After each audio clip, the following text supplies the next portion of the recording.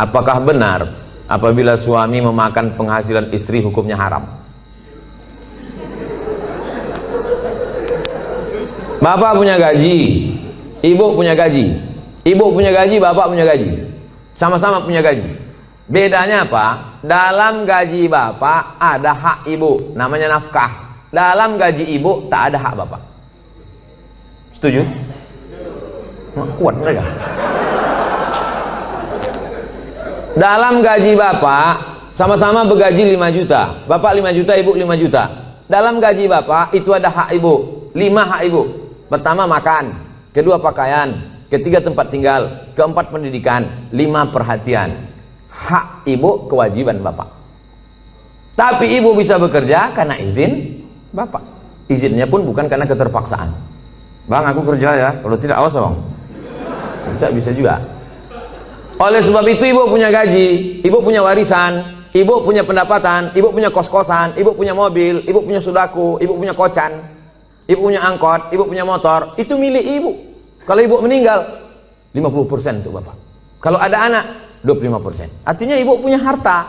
Lalu kemudian ketika ibu mau bersedekah, ibu tidak minta izin ke bapak. Sebetulnya ibu tak perlu minta izin karena itu punya ibu. Tapi ibu sebagai orang yang beretika, bermoral, berakhlakul karimah, ibu ngomong, kulo nuwun, kata orang Jawa, bang, aku mau menyantuni anak yatim di sana. Jadi duit gajiku ini ku pakai. Bapak tinggal ngangguk aja. Gitu. Dan ibu tak boleh bertentang tenteng. Kau mau kemana? Aku mau menyantuni anak yatim di sana. So kau tanya-tanya, ini kan gaji aku. Nah, pertanyaannya, apakah haram bapak memakan hasil gaji ibu itu? Harta bapak berpindah kepada saya sebab apa? Jual beli. Sebab apa? Pinjam meminjam. Sebab apa? Sodakoh. Sebab apa? Infak. Sebab apa? Wakaf. Bisa duit ibu itu berpindah ke bapak, apa sebabnya? Akadnya itu apa? Sodakoh. Sodakoh dia. Udah nggak? Selesai itu udah. Bang, ini gajiku bang, ini duitku bang. Tapi kan aku tengok abang susah kali, ini ku kasih abang sodakoh. Biar jangan apa kali ya bang, ini ambil.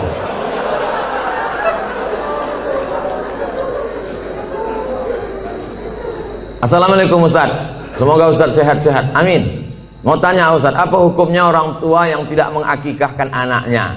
Apakah masih bisa apa hukumnya orang tua tak mengakikahkan anaknya? Kullu mauludin, setiap anak yang lahir rohinatun, tergadai. Jadi kalau mobil kita tergadai, STNK BPKB kita gadai kan, setelah ada duit kita tebus. Maka anak kita ini tergadai. Bagaimana cara menebusnya? Tulbahu anhu yawma sabi'ihi. Sembelihkan kambing hari ke-7. Yuhlaku, cukurkan rambutnya. Wa yusama, kasih nama. Nama yang baik-baik. Siapa nama anak kau? Alan Nuari. Kenapa itu kau kasih? Lahir di jalan bulan Januari.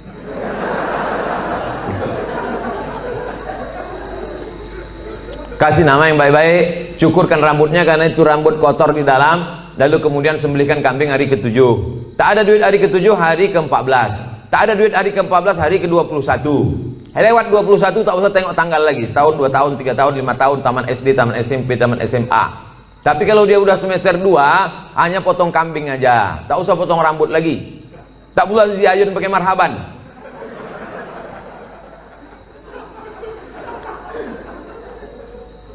Apakah masih bisa diakikahkan setelah anak itu sudah besar Pak Ustadz? Jangankan anak itu, bapak ibu balik ke rumah nanti tanya emak sama ayah, ada tak diakikahkan? Kalau tak ada diakikahkannya, besok pagi beli kambing, boleh akikah. Akikah saja. Yang pula cukur rambut, begundul semua pegawai besok. Saya tulis dalam buku saya 37 masalah populer, di situ ada pembahasan akikah setelah dewasa. Tapi yang hamil sekarang punya anak, nanti hari ke-7 potongkan, bagus. Bolehkah zakat harta dan sedekah diberikan kepada adik kandung yang beda ibu status adik saya? Tidak boleh memberikan zakat kepada orang yang wajib dinafkahi. Bapak, Mama, ini 5 juta zakat abang sekaligus belanja kita bulan ini. Bapak wajib menafkahi ibu, maka bapak tak boleh berzakat kepada ibu. Tapi ibu boleh berzakat ke bapak. Itu bedanya. Ibu boleh berzakat. Bang, ku tengok abang udah agak-agak fakir miskin nih bang. Nah, jadi bang itu zakat. Tengok susah kali kau bang. Nah, ini pakai lain. Ini gajiku bulan ini. Ibu bergaji sebulan 10 juta. 1 juta 25.000, 2,5%. Jadi kalau 10 juta 250.000. Nah, ini zakatku bang 250, yang 750 ini sedekah. Adapun infak nanti ku tengok prestasi abang.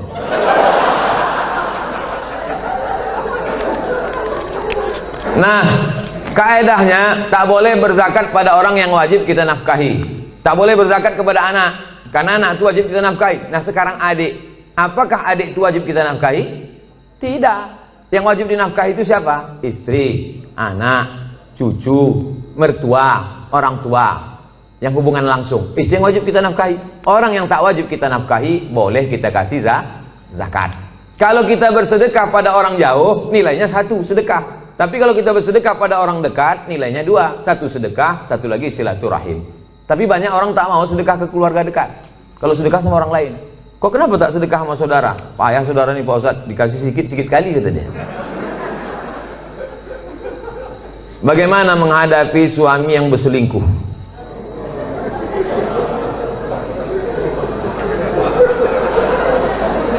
Udahlah dikasih zakat, berselingkuh pula. Ilaha illallah. Parah kali orang Medan ya. Ibu punya wali 6 orang. Jadi bukan ibu memanggil bapak itu dengan membawa centong sini bang, bukan gitu. Ibu punya wali 6 orang.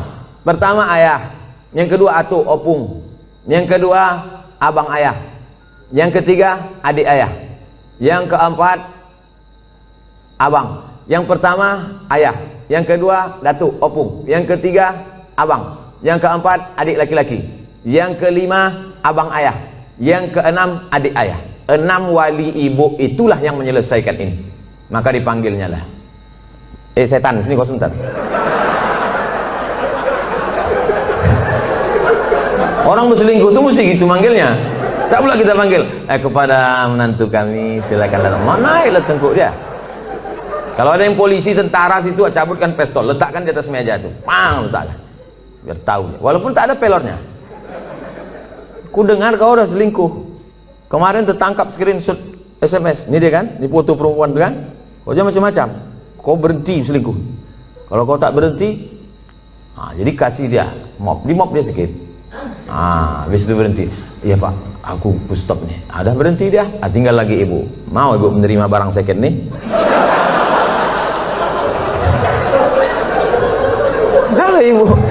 Kata ibu, Pak Ustadz, aku ikhlas menerima dia Pak Ustadz, tak bisa aku berpindah ke lain hati Pak Ustadz, terimalah dia. Tapi jangan sampai mulut ibu berkata bisa, tapi hati ibu tidak. Itu bahaya, lain di mulut, lain di hati. Ada lagunya itu. Kalau ibu berkata bisa, katakanlah bisa. Tapi kalau katakan tidak, katakan tidak. Karena banyak perempuan berkata mulutnya bisa, tapi pas begitu jalan bersama terbayang dia selingkuhan siapa sih.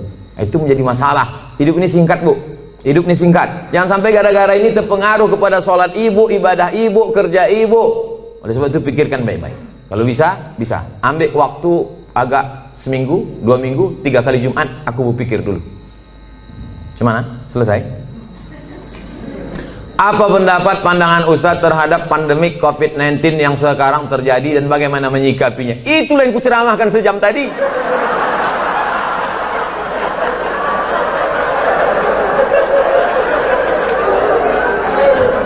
Itulah yang kucakapkan dari tadi. Mungkin pertanyaan ini ditulis sebelum tadi datang diserahkan ke panitia. Jadi sebetulnya sudah terjawab. Kalau tak terjawab juga, tinggal tonton aja Ustadz Abdul Somad Official Channel. Subscribernya udah 1 juta.